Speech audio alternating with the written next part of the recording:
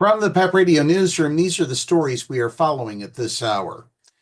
LGBTQ Nation is reporting that Lena Kotler, the mother of a transgender child who tried to speak out against proposed changes to her school district's diversity, equity, and inclusion policies, was forcibly removed by 4 police officers when she said cowards at a meeting of the City Schools of Decatur Board of Education on Tuesday evening. "I'm practicing my rights as a parent.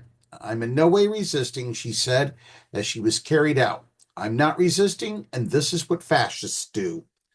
Kotler went to the emergency board meeting to speak against changes to the district's DEI policy, which used to require that all learning environments be inclusive, safe, secure, and supportive, while also ensuring that no student group is marginalized.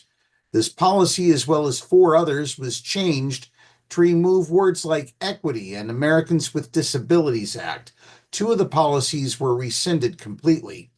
The district's DEI policy now states that it is designed to achieve fair and just access to opportunity and resources that provide all humans the ability to thrive.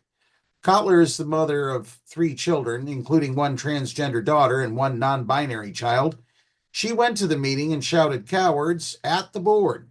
Advocate reports that the board chairman, Carmen Sultan, asked her to leave.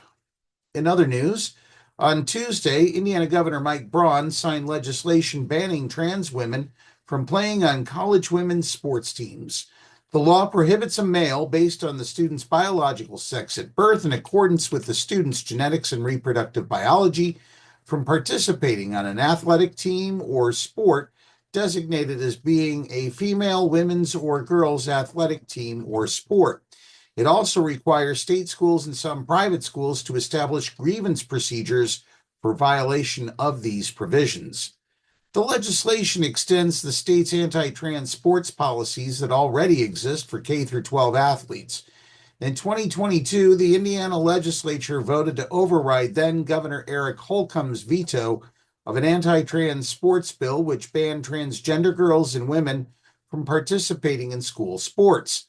Holcomb claimed it was unconstitutional and addressed a non-existent issue in the state.